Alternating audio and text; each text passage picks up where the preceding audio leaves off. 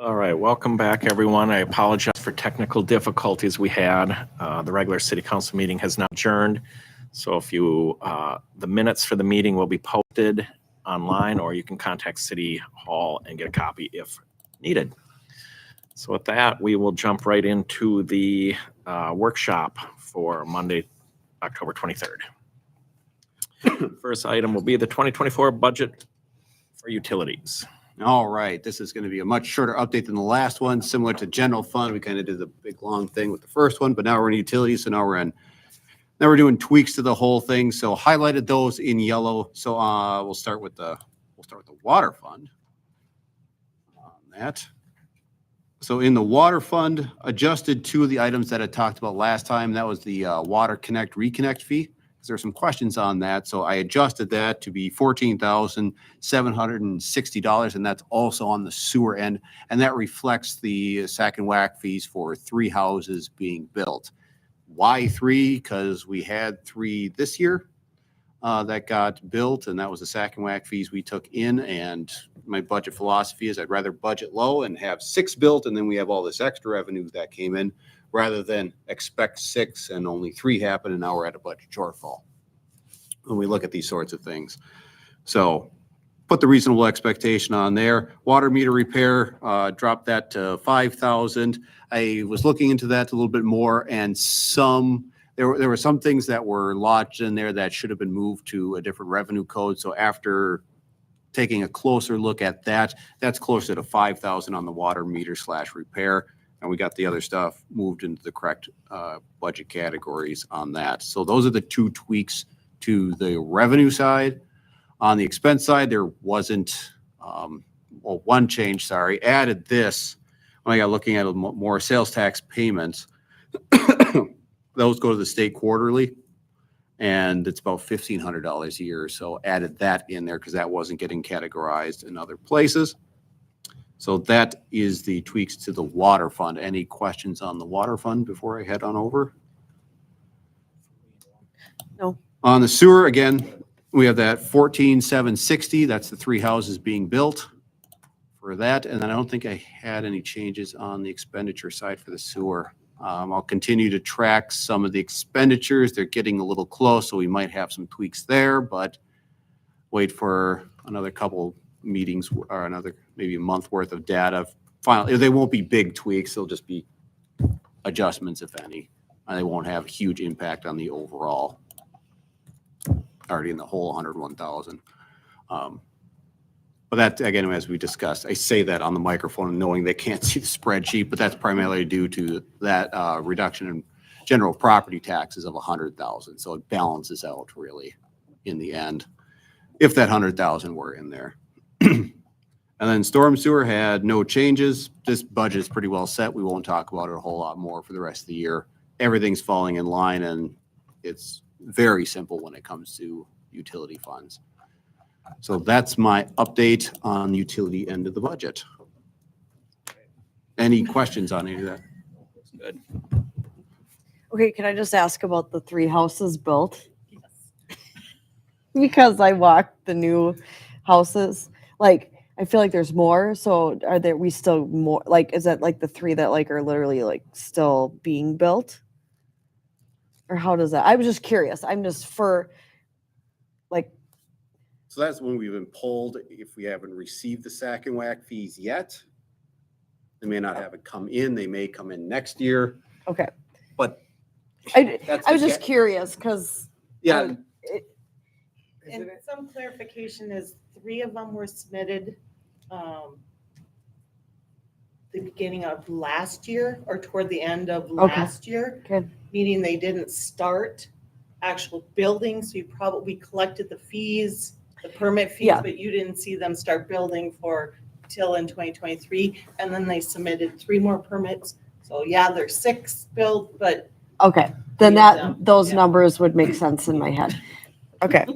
It's just fun. And we haven't had houses except for a couple of townhomes. Mhm. So it's kind of fun to watch the process. So I was just curious how it relates to these numbers since, we don't have thousands being built that you have no idea. So like I can count on one hand, but it's fun to watch them. Yes. some of those got lodged in 2022s. So that's when because as Janelle said, when the poll mitt gets pulled and they pay it, if that was late 22, they got lodged in 22, but Right. they're not getting billed till this year. So Makes sense. See, you answered my question. I have that crossover. And it was exactly the number. I'm like, yeah, I think it's 6, but you're saying 3. And it's just fun to see houses going up on that new street. Mhm. So that's what I've got for budget this roll around. That looks good. Thank you. All right. All right, then let's move to the wetland restoration project update. All right. So let me get my presentation up for that.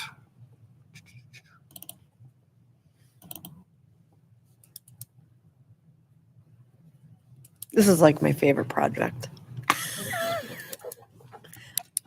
Well, you should have told me next time we're out with Quahog, we'll invite you out to. Well, I've just been part of it from the start. So it's kind of fun to see how, well, it's taken a long time, but just to see where we are at today from where the vision. So hopefully this is the update you're looking for. Okay. It's not huge in-depth breadth. I assume everybody is generally aware of the project as it's come up, so I'm not going to spend a ton on the history. I'm going to talk about the current status of the project, where things are at. So yeah, we'll go over the brief history and then the current status of it. With that, so this project was started because Hidden Creek subdivision was having a bunch of storm sewer backup issue years and years ago. And so one of the solution that was come up with that made the most sense was we had these wetlands that, from a wetland efficiency aspect, they weren't doing that great, but it was proposed that they could be restored so that it would solve the storm sewer issue that was occurring in Hidden Creek subdivision. So that project was embarked upon, and part of the attraction of the project is if you restore the wetlands, then you can get wetland credits. And wetland credits can then be resold to help recoup the costs of the project. And that the wetland bank has been established, and that's through the U.S. Army Corps of Engineers. This is a picture of the wetland area. It's delineated into 3 areas: your upland buffer, your wet. So the upland buffer is the outer, the wetland prairie is the second most, and then the shallow marsh, which is where a lot of the water is. That's in that inner area. And there are 3 wells that have been placed there, and there are data loggers in there. There's PVC pipes that go down like 6 feet in the ground, and there's a rope that ties to the data logger. So when they go out and they do their testing, they'll go to each one of these, pull that, download the data that's on that data logger, then they'll recalibrate it and throw it back down so they can get their data for the next run. But this area includes the area that the city owns, along with the area that we acquired through easement from Joel Finkemeyer a handful of years ago. So the project area includes Joel's 21.2 acres of easement area. The total potential credits we have to earn on this project is 8.8833. And between the Board of Soil and Water Conservation District of Minnesota and the U.S. Army Corps of Engineers, we have performance standards that have to be met before they will release those credits. And so that's where Quahog Environmental comes into play, as well as Prairie Restoration. Quahog Environmental acts as the overseeing consultant. They go out there, they check plant growth and how many species there are, native versus non-area coverage, surveying the area to provide that. And then they take those, they look at the performance standards that have to be completed to release the credits. And then they provide work orders to Prairie Restoration, who then goes out and they do what needs to be done, and whether they have to spray a bunch of thistles in one area or plant more seed in another to help cultivate more native species. That's the relationship between those 2 companies that we pay for that work. And then each year a monitoring report is produced. If you want to see that monitoring report, I'm more than happy to email it out. I've got it sitting on the server right now for 2023. So like I talked about, it's separated. So the performance standards are separated by year, type of wetland affected, and then there are 6 general thresholds of increasing benchmarks that are used to determine when credits are released. Now, the performance standards are over a 5-year period. We'll show both of those. 4 of the 6 thresholds are related to those vegetative performance standards.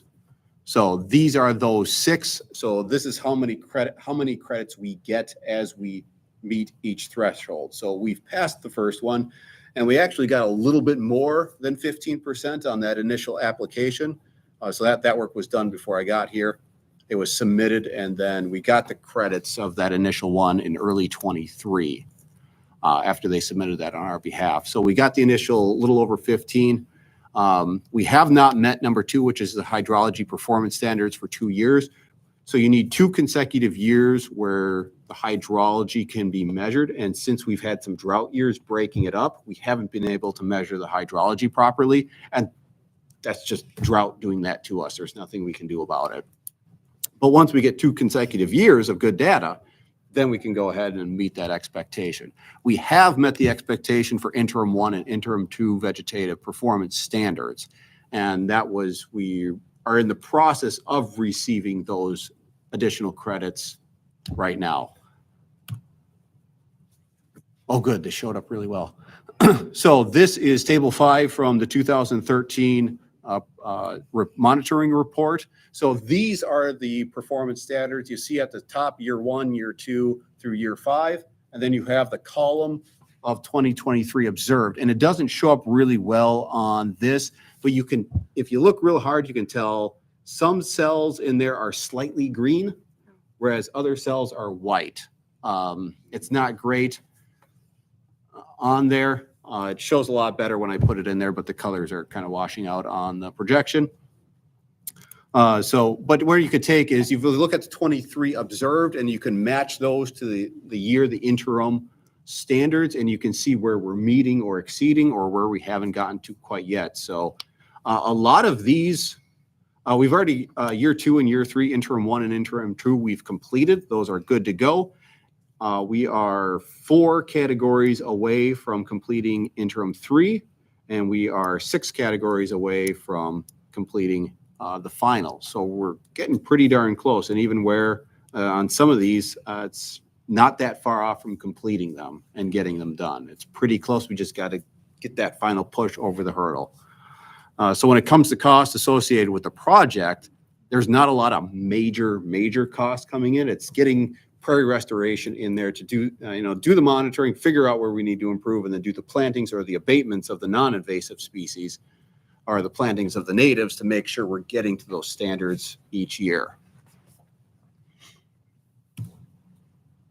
So the credit status currently we got our slightly over 15% initial. That was 1.41 credits. That was approved by the Board of Water and Soil Resources in 22 and the Army Corps of Engineers. We've met interim 1 and 2 vegetative standards for the 2023 monitoring, and we've submitted that application. That went in September of this year. And then we have received email confirmation that it has been approved from the Army Corps of Engineers. So those credits they're in the process of getting released. And that will be for an additional 3.1092. So we will have a total of 4.5192 credits to be available, and those decimal points are quite important because how credits are sold, we need to account for those because those are actual real dollars when you start figuring it out. So how credits work is they're sold on, they're basically a commodity. They're sold on the market like that with supply and demand, but they are confined to a geographic region. So somebody up in Duluth who needs wetlands credits can't go to the southern end of the state and buy some credits to replace some wetlands that are up in the northern part of the state. So they try to keep it geographic in that sense. Otherwise, you could have the entirety of all the credits move into one corner of a county up in the northern part, and then you have no wetlands in the rest of the state, theoretically. So keeping it regional kind of keeps that balance in play.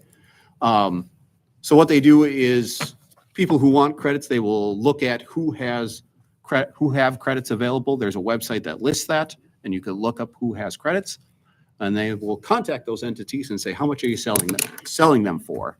And then we need to respond by saying, this is how much we're setting them for. The last RFP that we saw, that was back in August when we got a request, we felt the competitive price would be around $240 a square foot. So 1 credit is equal to 1 acre, and we have 1.8833 acres. There's, so quick math, one credit is worth about $104,000 at $240 a square foot. So if you multiply that by 8.8833, you're talking just under $950,000. Which is a lot more than we spent on the project. Yes. So we've spent about 650. Of course, I'm going to say I have that spreadsheet because why wouldn't I? Where did I put that spreadsheet? Storm sewer, wetlands project, cost calculations. Blow that up a little more. So right there, $659,262.26. And that was broken out between engineering, capital improvement, construction costs, some legal fees, Vinkemeyer easement purchase, and then some miscellaneous costs are in there. And we had some offset by Carver County, and I don't know what that acronym stands for, but apparently some years ago, we received about $50,000 from the county to help offset some of that cost. So that is these costs minus the 50. So for the total cost there. So your price point down here, if you're looking at 240 a square, I'm sorry, it's 930, not 950. I apologize. Just under 930. So you're looking, if you were to sell it at 240 a square, if that's what all the credits came in at, you would have a net profit of $269,000 in that. So the current present value of the credits that we have or will have is just over $470,000 at 240 a square. We have not sold any yet, correct? We have not sold any yet. So the Wetlands Committee, excuse me, back in August 2022, the council formed the Wetland Committee, and that is the mayor, myself, Kyle, Dave Martini, the city engineer, Mark Colhog, who's of Colhog Environmental, who's the owner of the company and does the environmental work. At that time, when the committee was formed, the council also set a price floor at $2.50 per square foot. The break-even cost, as of that spreadsheet, was $1.70 a square to break even on the project, given our costs. So the Wetlands Committee is actually going to be meeting on Thursday at 9 a.m. to get together, talk about where we're at, because we saw that RFP at $240 a square, and we had to respond, well, council set the price floor at $250. So we had to respond, our price is $250, we can't go any lower than that. So what I want to discuss with Mark Colhog and the group is, would it be advisable to the council to remove that price floor? To give the committee the ability to, if 249, we wouldn't be able to sell it. It's got to be 250. So are we inadvertently hamstringing ourselves from making a sale on some credits by having a price floor in there? And that's where we want Mark Colhog to present some information, some data on sales to make sure we're on point with that. I'm not saying 250 is wrong, but my concern is credits are absolutely meaningless if we can't sell them. The idea is we want the cash. My goal is for sure to repay what we spent. Now, we want to make money on it too. We want to make Correct. as much as we can. Because on there's, this. you have inflation and things like that. So, agreed. So,